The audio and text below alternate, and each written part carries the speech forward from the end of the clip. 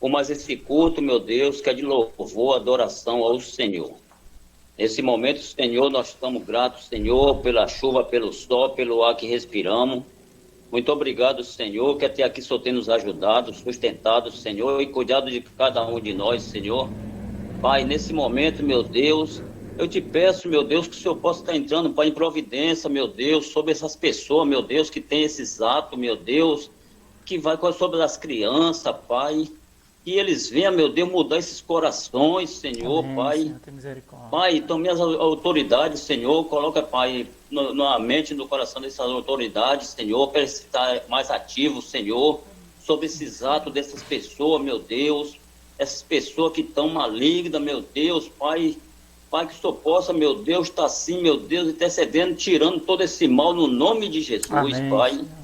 Oh, Deus, tem misericórdia, Senhor, das crianças, meu Deus. As criancinhas, meu Deus, de 1 ano, as crianças de 2, de 5, de 10, ô Senhor, mas pode ser a idade que for, Senhor, que eu tenha misericórdia, Pai. Faz que essas pessoas, meu Deus, mude esses corações, essas mentes, Pai. Oh, Deus amado, Pai, tem misericórdia, Senhor. Oh, Deus, Pai, nesse momento, Senhor, nós estamos também gratos por tudo, Pai, que o Senhor tem feito. Nós estamos gratos, Senhor, que o Senhor tem nos abençoado na cura, Senhor. O Senhor tem cuidado de cada um de nós, Pai, de todos os nossos familiares. O Senhor tem cuidado também das crianças, Senhor, da nossa igreja, meu Deus. Pai, o Senhor tem cuidado, meu Deus, de muitas crianças, meu Deus. E essas crianças que sofrem, meu Deus, esse ato, meu Deus, o Senhor pode estar tendo uma misericórdia, meu Deus. Pai, nesse momento também, Senhor, nós estamos gratos, meu Deus, com tudo que já foi feito agora, Pai, nesse momento no culto, as orações, Pai. Nós estamos gratos, Senhor, pelos louvores, os pedidos, Senhor, os agradecimentos, Deus, que o Senhor tenha assim abençoado cada uma família, cada um irmão, Senhor, que nesse momento abriu a boca, meu Deus, para te agradecer. Então, muito obrigado por tudo, Deus. Pai, nesse momento também, Senhor, nós precisamos ouvir a voz do Senhor, Pai, a palavra do Senhor. Fala conosco, meu Deus. Fala na nossa mente, nos nossos corações. Nos ensina, Senhor, a cada dia mais ser melhor, Senhor, na presença do Senhor. Oh, Deus. Pai, nesse momento, meu Deus, eu já apresento o nosso irmão pastor, Pai, nas tuas santas mãos, meu Deus, para que ele venha, meu Deus, através do Senhor, vir trazer a palavra do Senhor, Pai, nas nossas vidas, meu Deus. Pai, esconde ele, meu Deus, de trás da tua cruz, Senhor. Desvazia ele, enche do teu Espírito Santo, Senhor. E nesse momento, Senhor, ele é boca do Senhor, Pai. Fala, Pai, nós precisamos ouvir a voz do Senhor. Através do pastor, meu Deus, o Senhor vai falar conosco agora nesse momento. Usa ele, Pai, na maneira que o Senhor achar melhor. Fala conosco, Senhor. E muito obrigado, Senhor, porque até aqui o Senhor tem nos ajudado e cuidado de cada um de nós. Muito obrigado, Senhor, no nome santo de Jesus, é que oramos e te agradecemos. Amém. Amém, amém, louvado seja o Senhor. Lindas orações que foram aí direcionadas ao trono da graça do nosso Deus, que Deus continue a sustentar a nossa amada igreja, homens e mulheres de oração. Já tivemos na terça os guerreiros de oração, mas continuamos em oração, pois a palavra nos diz que devemos orar sem cessar. Hoje nós iremos falar um pouco sobre isso, sobre a oração e também sobre a vida de santidade. É o que nós iremos falar com o tema da piedade. Então eu quero convidá-los para que abramos a palavra do Senhor na primeira epístola de Paulo a Timóteo, no capítulo 4, onde nós iremos nessa noite, pela graça do Senhor, meditar somente em um versículo. Nós estamos em um estudo aí contínuo desse capítulo 4 de Timóteo. Temos falado sobre a excelência do serviço cristão, ou no serviço cristão também, né? Serve tanto do como no, porque nós servimos ao Senhor, tanto nele, porque é ele que é o nosso exemplo, como por causa dele, né? Do Senhor somos. E nós iremos ler somente o versículo 7. Por quê? Porque na semana passada nós trabalhamos a primeira parte. Hoje nós iremos ver a segunda parte. 1 Timóteo, capítulo 4, versículo 7. Diz assim a palavra do Senhor: mas rejeita as fábulas profanas e de velhas caducas. Exercita-te pessoalmente na piedade. Que o Senhor assim aplique em nosso coração a sua santa palavra. Então, meus amados irmãos, Nós iremos colocar no nosso canal no YouTube esses nossos estudos, esses nossos momentos, porque pode ser que algum irmão não tenha acompanhado, né? E, por exemplo, até pergunte, o que seriam essas velhas caducas, pastor? Está falando da SAF?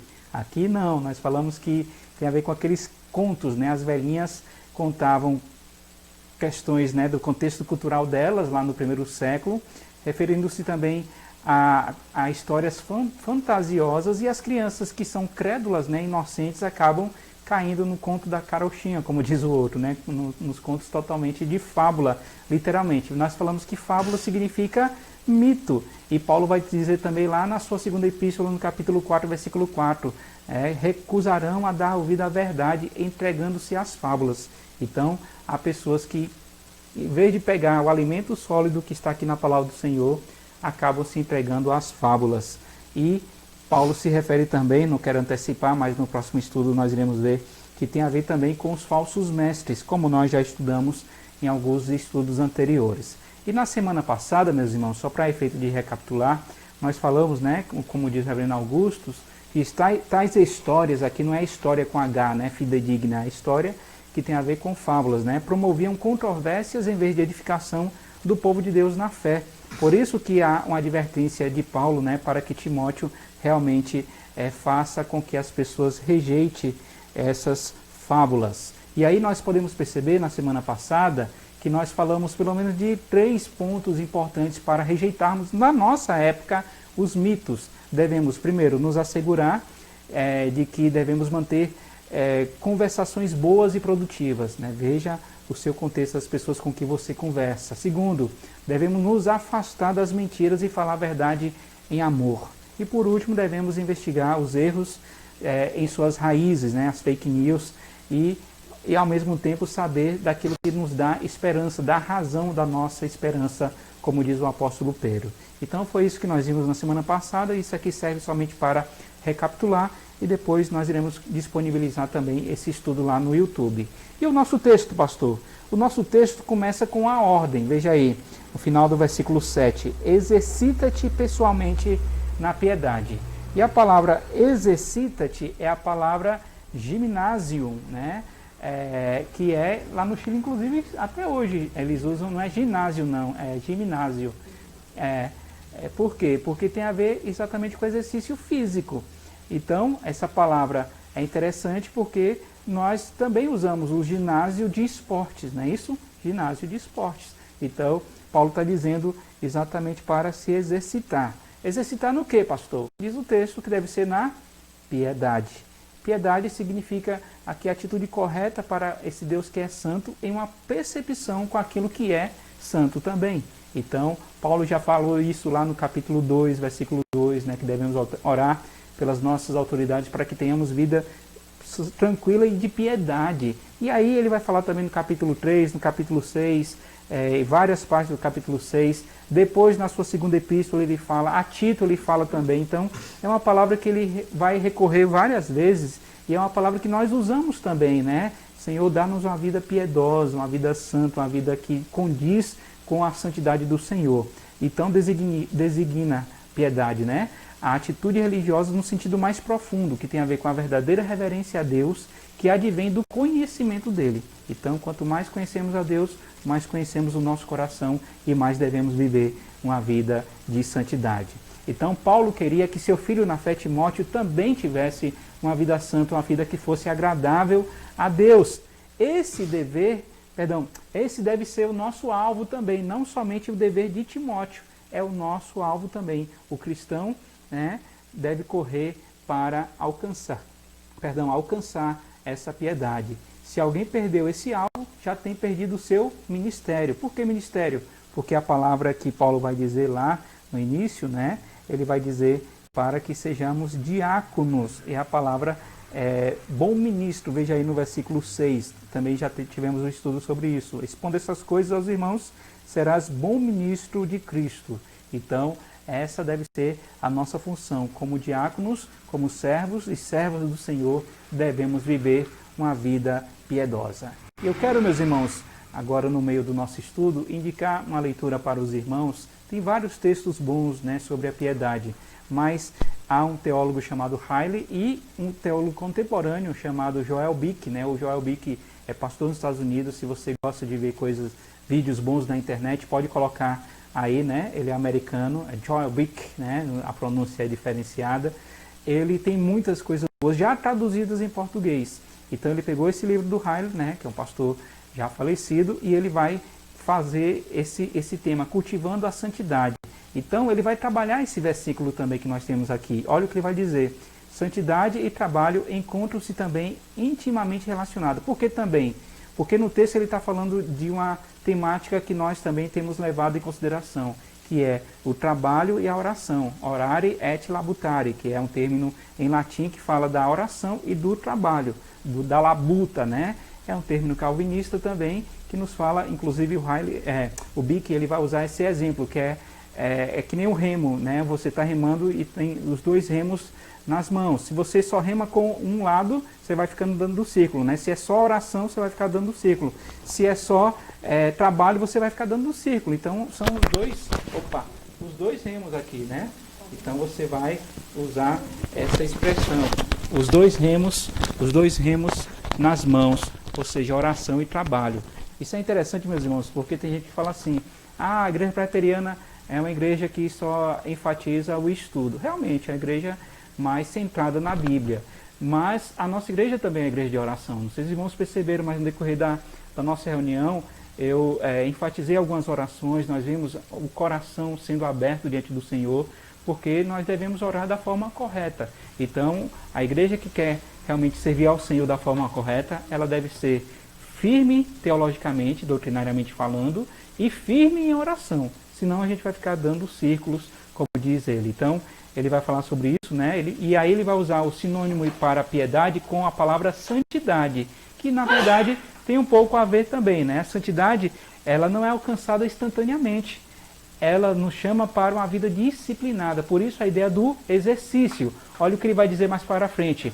Ele vai dizer que a santidade não pode existir a partir daquilo que diz o Dietrich Bonhoeffer, né, que é um outro teólogo, chamou de graça barata. O que é isso?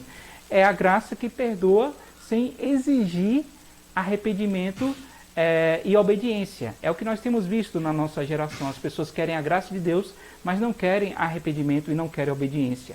Então a graça ela é custosa, há um valor. A graça que custou a Deus o sangue de seu Filho, que custou a Jesus Cristo a sua entrega voluntária, né? E que custa a nós mesmos a mortificação diária no exercício da santidade, de tal forma que Paulo morria diariamente. Lembra que nós lemos Corinto, e ele vai dizer também isso lá no capítulo 15. A santidade graciosa, meus irmãos, não a santidade barata, a santidade graciosa nos chama para compromisso, para 4 coisas. Compromisso, diligência, ou seja, devemos estar sempre comprometidos e, ao mesmo tempo, à disposição dessa graça, diligentemente servindo ao Senhor, praticando e buscando o arrependimento contínuo. Então, isto é a graça que é a verdadeira graça que nos leva a essa santidade. Assim como o alimento é uma necessidade diária, e o texto está dizendo sobre isso, se você for ver aí no final do versículo 6, vai dizer assim, alimentado com as palavras da fé e da boa doutrina que tem seguido. Ou seja, o alimento é uma necessidade diária, também a vida piedosa é uma prática diária, contínua. Portanto, ambas são essenciais para a nossa manutenção espiritual. A chamada para a santidade é uma chamada radical e absoluta, envolvendo o coração de nossa prática e fé religiosa. Já caminhando para o final, nós vemos uma citação interessante de Calvino que diz assim, porque eles foram chamados para a santidade, a vida inteira de todos os cristãos deve ser um exercício de piedade. Por isso que o texto diz, exercita-te pessoalmente na piedade. Em poucas palavras, a chamada para a santidade é um compromisso para toda a vida de viver para Deus. Nós não vivemos para nós mesmos. Para ser separado, assim, para o senhorio do nosso Senhor e Salvador Jesus. Então, meus irmãos, já chegando à conclusão, nós podemos perceber, né, como diz Horatius Bonar, falando sobre a santidade, e olha que os irmãos vão perceber que ele vai falar do nosso dia a dia. Ele diz assim, essa vida de piedade que tem a ver com santidade, né, abrange todas as áreas de nossa vida, preenche nosso ser, difunde-se sobre nossa existência, influencia tudo que somos, influencia tudo que fazemos, tudo que pensamos, tudo que falamos, tudo que planejamos, quer grande, quer pequeno, quer externo, quer interno, negativo ou positivo, amizades, relacionamentos, nosso silêncio, palavras, leitura, escrita, idas e vindas, ou seja, nós devemos viver em santidade.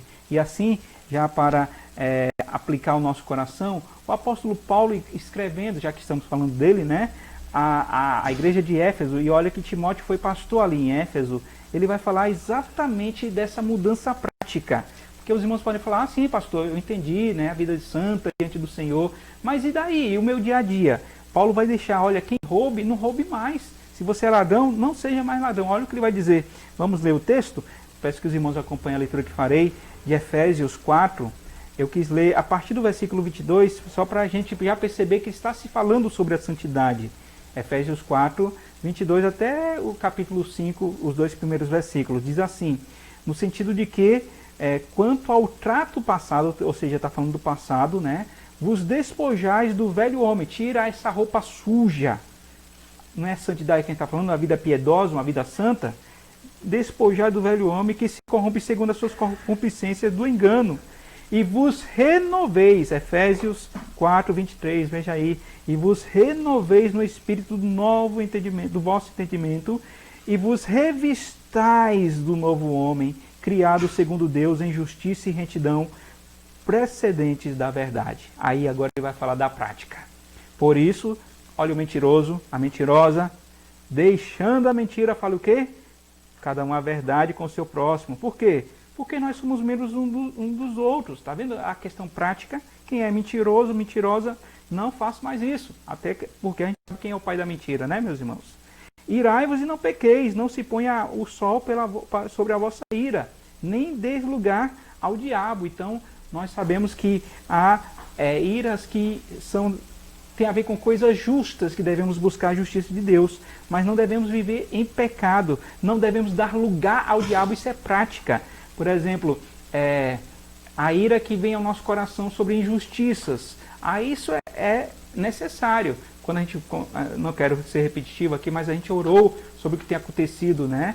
E nós precisamos realmente pedir que a ira santa do Senhor recaia sobre essas pessoas que estão maltratando os seus próprios filhos, né? Filhas. Então, realmente é uma realidade terrível, dramática, drástica que estamos passando atualmente, mas a ira santa do Senhor cairá sobre todas essas pessoas. Por quê? Porque nós não devemos dar lugar ao diabo, está aí no versículo 27.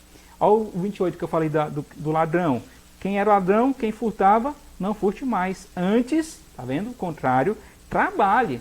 Então vai deixar a preguiça, vai deixar a vida fácil do dinheiro, né? Vai trabalhar fazendo com as próprias mãos o que é bom.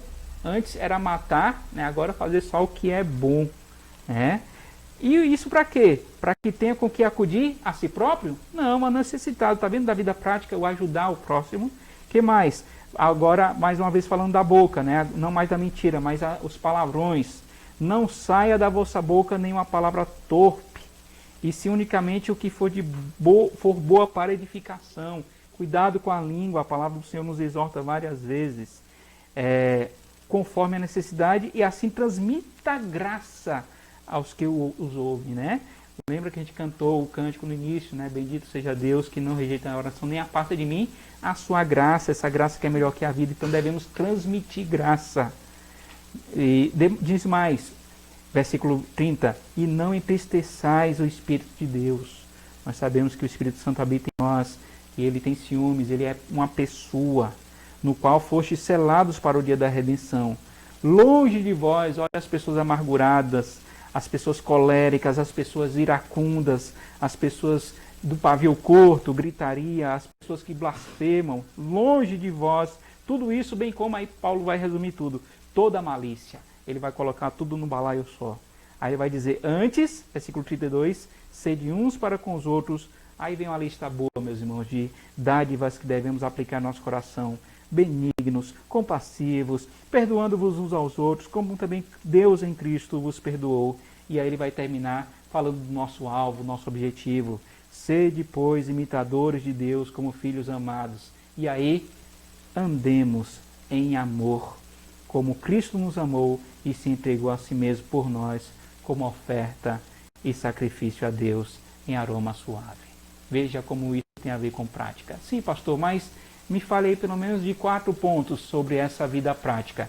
E aí, recorrendo mais uma vez àquele livro que eu falei, meus irmãos, ele vai falar sobre cultivar a santidade. Inclusive, o que nós falamos nesse estudo de hoje tem a ver com o ponto 4. Mas veja só, tem 3 pontos anteriores.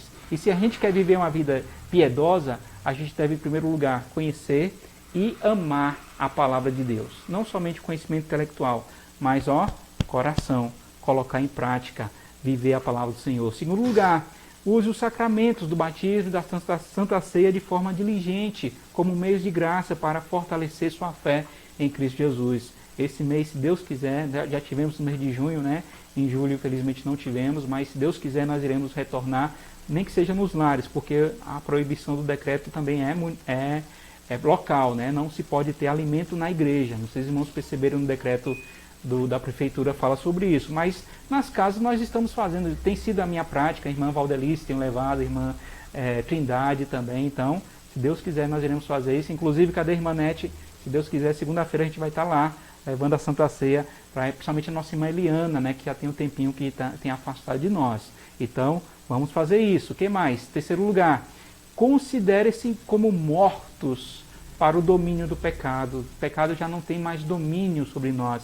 E devemos ser o quê? Vivos para Deus em Cristo Jesus. É Cristo que nos dá a vida. E por último, é o que nós estamos falando. Orem, trabalhem.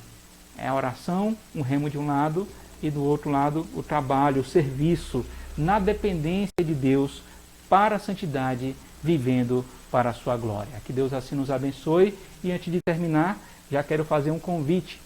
A comparação entre a vida cristã e o exercício atlético, que é o esporte, né? É algo que Paulo vai usar várias vezes. E aí, na próxima semana, se Deus nos der vida e saúde, nós iremos trabalhar a sequência desse versículo 8 em diante, né? De 1 Timóteo 4. Mas antes, meus irmãos, olha o que ele vai dizer lá em 1 Coríntios 9, 24. Não sabeis vós que os que correm no estádio, todos na verdade correm, mas só um leva o prêmio? Correi de tal maneira que eu alcanceis. Então nós estamos nessa luta, nós estamos nessa caminhada cristã e devemos ser santos como o nosso Deus é santo. Que o Senhor assim aplique em nosso coração a sua palavra, que Ele nos dê a graça de viver uma vida de piedade, exercitando, assim como nós nos alimentamos da palavra, devemos nos alimentar nessa vida de santidade para a honra e glória do Senhor. Amém? Vamos orar ao Senhor, vamos pedir que o Senhor assim aplique em nosso coração a sua santa palavra. Oremos. Santo e eterno Deus, nós somos gratos por essas horas preciosas, Deus, de oração, em que já agradecemos ao Senhor as bênçãos recebidas. Tivemos momentos de cânticos, de exaltação ao Senhor, momento também que colocamos diante do Senhor os nossos pedidos e mais uma vez reiteramos nessa noite alguns deles, ó Deus, para que no teu tempo o Senhor esteja concretizando, visitando também, ó Deus, particularmente a cada um, pois afinal temos muitos pedidos que o Senhor conhece e pedimos que o Senhor esteja respondendo de acordo com a tua vontade, ó Pai. Também, ó Deus, queremos te pedir pela tua palavra que acabamos de ouvir, que realmente venhamos a viver uma vida santa, ó Deus, exercitando-nos na piedade. Então, ó Deus, ajuda-nos, ó Deus, a começar em mim, que venhamos a ter esses exercícios espirituais, que venhamos ler mais a tua palavra, que venhamos orar mais uns pelos outros, individualmente, em família, ó Deus, venhamos a crescer em conhecer ao Senhor. Por isso, aplique em nosso coração essas verdades. Realmente o Senhor nos desafia a nos exercitar, ó Deus, para uma vida de santidade, uma vida piedosa, uma vida que glorifique ao Senhor, principalmente nessa época de pandemia, ó Deus. Nós somos gratos porque o Senhor tem nos dado instâncias como essa que estamos passando agora, em que podemos nos aperfeiçoar nessa vida de santidade, sermos exortados, sermos edificados pelo Senhor, e isso em comunhão, ó Deus, crescendo na graça e no conhecimento do Senhor. Fica, pois, conosco, guardando-nos também, livrando-nos de todo mal, abençoando, ó Deus, a reunião, mais uma vez colocamos, de sábado. Também, ó Deus, as programações que teremos no próprio sábado à noite, ó Deus, os grupos que se reunirão. Durante a semana também outros grupos estarão reunidos. A programação de domingo, ó Deus, seja ali presencialmente com os jovens, seja as crianças que estarão às 11 horas, às 15 horas também temos o nosso culto. Que o Senhor esteja nos abençoando para que realmente venhamos a aproveitar esses momentos e assim crescermos em santidade para a honra e glória do Senhor. Oramos assim agradecidos e o fazemos em nome do Teu Filho Jesus. Amém, Senhor. Amém.